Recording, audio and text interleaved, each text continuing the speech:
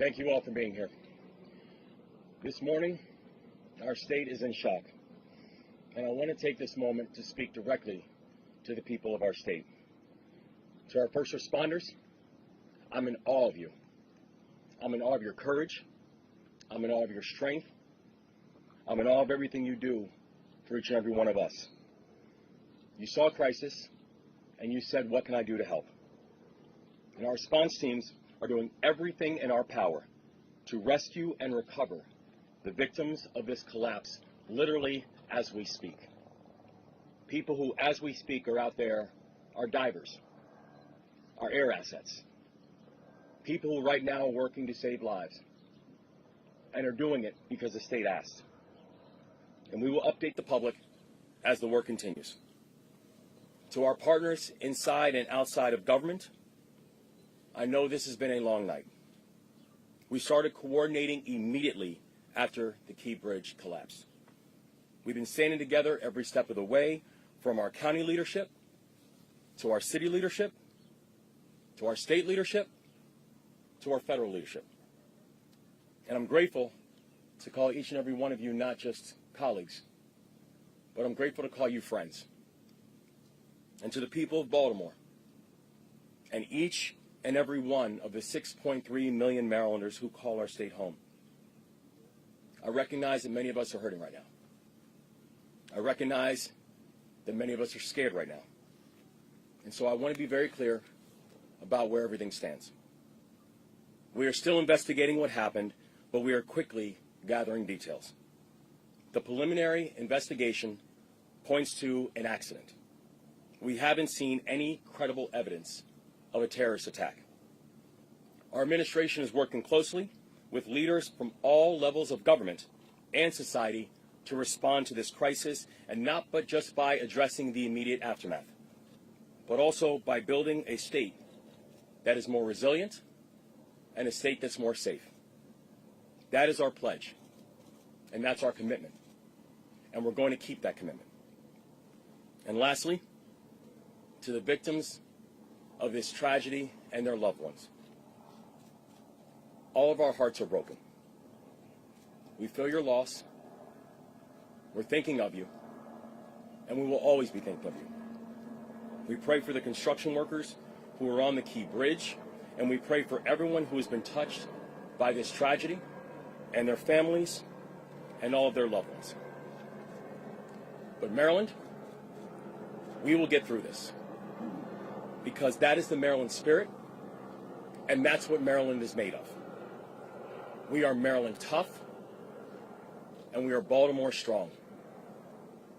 So in the face of heartbreak, we come together. We embrace one another, and we come back stronger. That's what we've always done. That's what we'll continue to do. And that's what we're going to get done together. And we're going to pray for Baltimore. And I'd like to turn this over to Senator Van Hollen, who's done a remarkable job in our fellow delegation in providing support. So thank you, Senator. Thank you, Governor. As the Governor said, we come together. We come together in Baltimore. We come together in Maryland. First of all, our hearts go out to all those who are on the bridge and their loved ones. We pray for them. Our gratitude goes out to the first responders who, as we speak, are out there continuing to conduct search and rescue operations. I want to thank the Governor, the Mayor, the County Executive, all the people gathered here as part of Team Baltimore and Team Maryland. And the federal government is with them as a partner. The Coast Guard, as we speak, is also part of this mission. Coast Guard cutters, Coast Guard aviation assets. I spoke twice today with Secretary of Transportation Pete Buttigieg. Pete Buttigieg has pledged that they will do everything they can to very quickly release emergency response funds for this important project. The National Highway Transportation Administrator is on his way to Baltimore if he's not here already. They will be releasing those early funds once all the parties are fully engaged. Second, The National Transportation Safety Board, I talked to the chair this morning.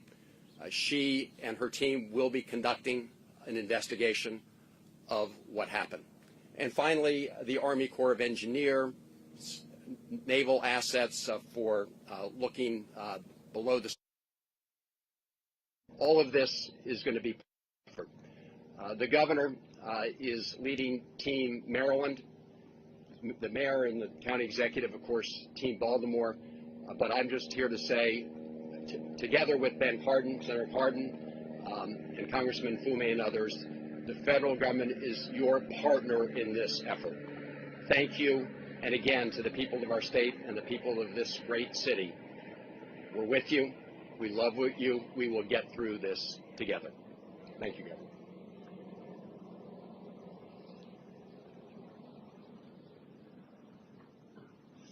Good morning again. Paul Wiedefeld, Secretary of Transportation. Just a few updates since our meeting this morning. The crew that was out there working was basically repairing potholes. Just so you understand, that had nothing to do with a structural issue at all in the facility. At this time, one person has been rescued, and so far, and our efforts continue in terms of that. Engineers are on site right now, determining both some of the structural issues, obviously some of the debris field, and we'll start to work that, but we'll work hand in hand with the NTSB before we take any further action in that area. With that, I did want to introduce the FBI for a few comments as well. Hello, my name is Bill Del Bagno. I'm the special agent in charge of the Baltimore field office. First and foremost, I want to say that our hearts go out to everyone that is impacted by this tragedy, especially the victims and their families. On behalf of the FBI, I would like to say that we are with you, we're with Baltimore, and we're with the partners every step of the way. The FBI, on very first looking at and assessing this matter from an investigative standpoint, I want to be clear that there is no specific or credible information to suggest that there are ties to terrorism in this incident. The FBI has been part of this response from the beginning. We came within 1 hour to the command post and quickly lashed up with our very strong partners all along the way. We will bring whatever resources that the FBI has to bear.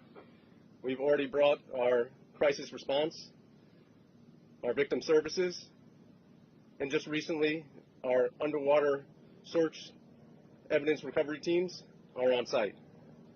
And we will continue to provide all those resources as long as it takes. And as the investigation goes on, we will take it to a conclusion along with our partners. To the people of Baltimore, to the public, I ask you to be patient as we go through this and as information becomes available to us. And lastly, I want to say thank you. Thank you to our partners. Thank you to everyone who in the FBI and counts on the FBI. We will always bring what we need to the people of Baltimore, and we are with you. I'd next like to introduce the Coast Guard. Good morning. The Coast Guard is still actively searching at this time. We are using response boat crews from 2 of our local Coast Guard stations, one of our helo crews from Atlantic City, cutter crews on one of our 87-foot patrol boats. We will continue to work with our local, state, and federal partners during this tragedy. Thank you.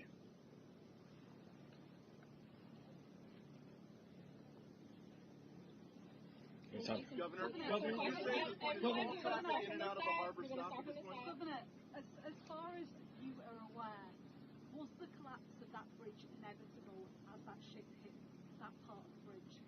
No, we're still in the process of investigating exactly what happened. So we don't have any further details about whether or not it was inevitable or not. There's no structural issue with the bridge? No, there was. In fact, the bridge was actually fully up to code, so we have no further information about what happened during that time. Governor, is all shipping in and out of the port now stopped completely? And do you have any estimate very early on as to how long it will be before shipping can resume to the port of Baltimore? Yeah, we don't have any estimates. on timeline, because right now our exclusive focus is on saving lives. Our exclusive focus is on search and rescue. Could you give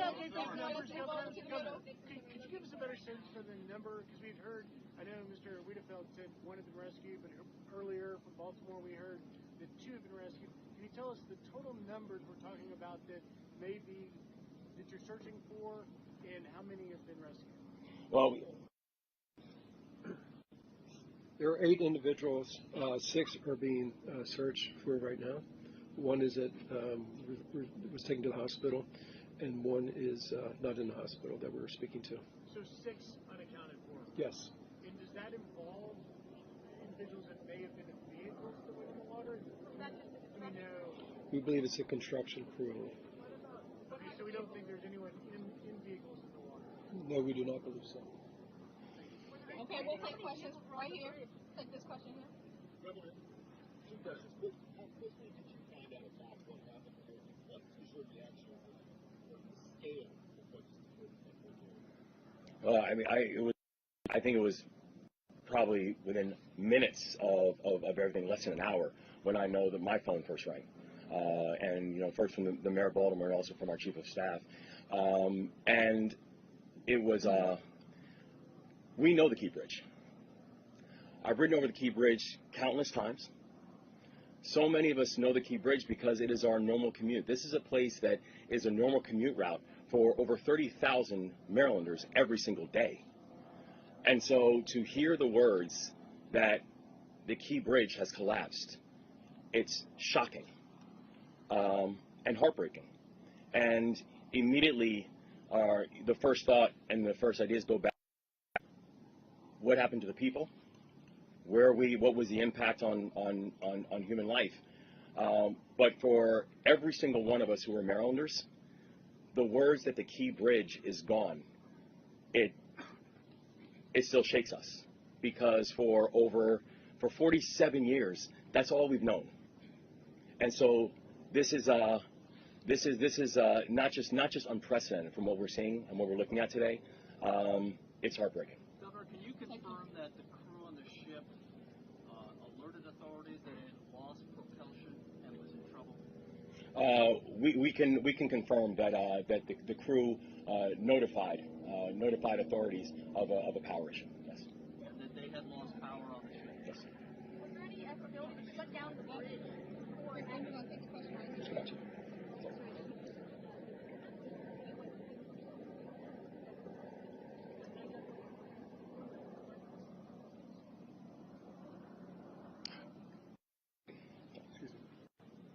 A total of 8.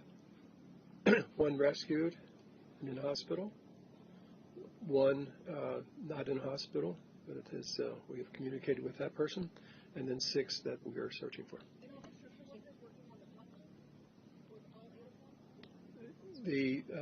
Yes, they were all related to the construction program. Yes. We heard that multiple vehicles went into the water. Any word on how many vehicles went into the water and the condition of those people that were in the Not at this time. I was going to shift over here. Was there any way to shut down the bridge? Was there enough time for that distress call to trigger something like that? The thing that we know is that even as the boat was coming in, we had a ship that was coming in at 8 knots, so coming in at a very rapid speed. We do know that the investigation is currently going on, but I have to say I'm thankful for the folks who once the warning came up and once notification came up that there was a mayday, who literally, by being able to stop cars from coming over the bridge, these people are heroes. They saved lives last night. The focus is on rescue now and humanity. But looking forward, is there any vision for how long it could possibly take to remove the wreckage, to rebuild, how it could possibly be done? Can you look into the future at all at this point? This is going to be a long-term build. It's going to be a build that's going to require every asset and every aspect. Something that I can tell you, we are going to get this done. We are going to make sure that this is not just rebuilt, but that we are going to rebuild in a way that remembers the people who this tragedy has impacted, and also do it in a way that honors the community that it serves. But right now, I could not give you any form of estimate on timing or cost. Right now, my and all of our exclusive focus is we're just trying to save lives. And the mayor talked about the state of emergency locally, please. Yes, thank you. Listen, we know the governor issued a state of emergency. Well, we at the local level felt the need to do that too, because there may be some things that we have to encumber with our fire department and other agencies that we'll be able to pull down support for as we all work together, again, as we're focused right now on saving lives and working through this unspeakable tragedy. In the interim, I know that there's obviously the focus is on the rest of the recovery, but this is such an important thoroughfare here in Baltimore for drivers, people trying to get around. How are they going to be able to manage while that is also going on? Yeah, so we've also already been in touch with people about alternative routes and ways people can navigate now that this tragedy has happened. And I don't know, Secretary, if you want to speak to that as well. Just to give you a sense of scale, roughly about 35,000 people a day use that facility. About double that use the Harbor Tunnel, and double that again use the Fort McHenry Tunnel. So basically, we do have those two other options. We'll make sure that we have as much personnel out there to deal with any incidents, because as you know, that can cause the backups very quickly. And we will basically put out a lot of communication on different alternatives. We're also looking at transit alternatives as well. What role will the legislature play in this response? What role will the legislature play in this response? Are there any policies, any funding that's going to be freed up in the coming weeks? Oh yeah, no. So we are in fact, we have our Senate President here. We have members of the legislature here. The legislature is going to have a role in all of this, as will our local elected officials, as will state officials, as will the federal government. Everybody is going to have a role in terms of how we think about the rebuild. Governor, how long do you expect shipping to be closed down through the port? Do you have any estimate in terms of the port here? We don't at this point. We don't at this point. Are going in or out at this time? Correct. Yeah, we don't have an estimate on timeline as of yet. Our focus really is right now on just make sure we're saving lives. One last question. I'm sorry, say it again.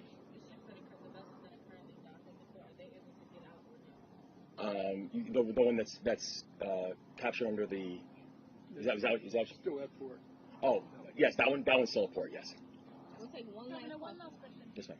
Was the ship being guided out by tugs, firstly? And secondly, did you just say that it issued a mayday in enough time that you were able to stop all traffic from entering both sides, so that the only casualties we expect are the workers on the bridge? Yes, ma'am. So the investigation is still going on, so we're going to have all the full details and also all the full details about the timeline and the TikTok that took place. But we're thankful that between the Mayday and the collapse that we had officials who were able to begin to stop the flow of traffic, so more cars were not up on the bridge. And I can There were some on the bridge, or not? Were there any during the collapse. Yeah, were there some on the bridge? There's been reports that have been sonar that have detected vehicles at the bottom of the water. So as well as the 8 people, there could still be people trapped inside or potentially in vehicles, is that correct? I think, well, the investigation is still going on to find out exactly how many people and what was the situation. But the thing that we do know is that many of the vehicles were stopped before they got onto the bridge, which saved lives in a very, very heroic way.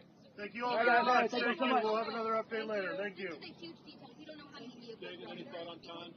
Thank you all. Chris speaking. Hey, John.